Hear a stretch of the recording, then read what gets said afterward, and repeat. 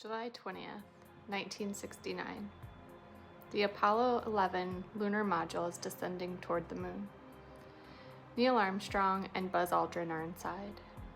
Millions of people are watching from Earth. And then, during one of the most dangerous moments of the entire mission, the computer flashes an alarm.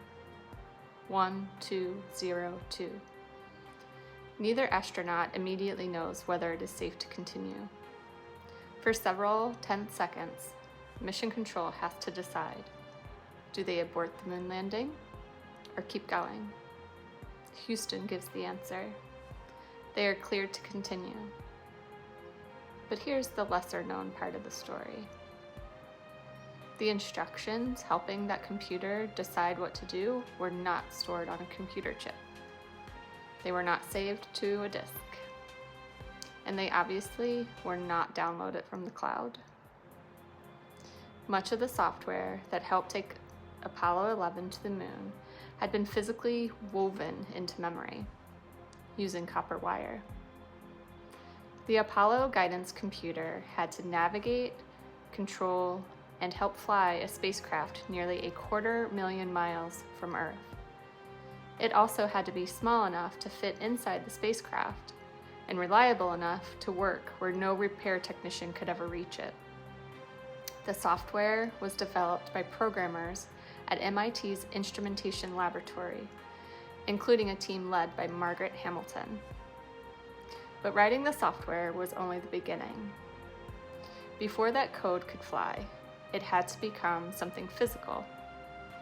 Workers, many of them women, carefully threaded copper wires through and around thousands of tiny magnetic cores.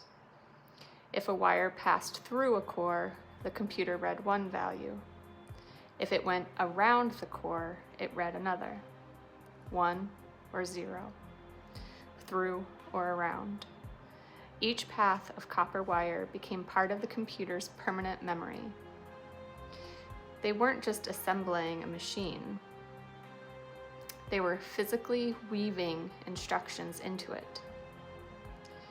And once those instructions had been woven, changing the software was no longer as simple as editing a line of code.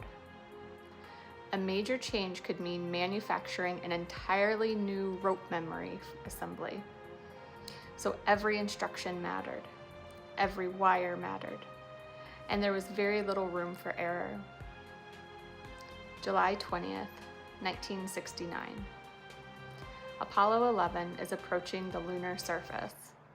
The guidance computer is suddenly receiving more work than it can handle.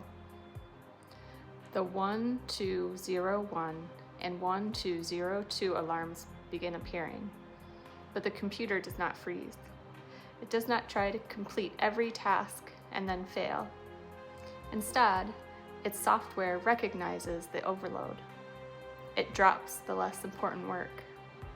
It restarts. And it continues running the tasks that matter most, including guiding the lunar module toward the surface. The instructions woven into that copper memory were doing exactly what they had been designed to do: protect the mission's highest priority functions when the computer was pushed beyond its limits. Armstrong and Aldrin continued their descent. And on July 20th, 1969, we landed on the moon for the first time. We remember the astronauts. We remember the rocket. We remember the first footprints. But hidden inside that historic achievement was something far less dramatic to look at. Tiny magnetic rings and thousands of carefully placed copper wires.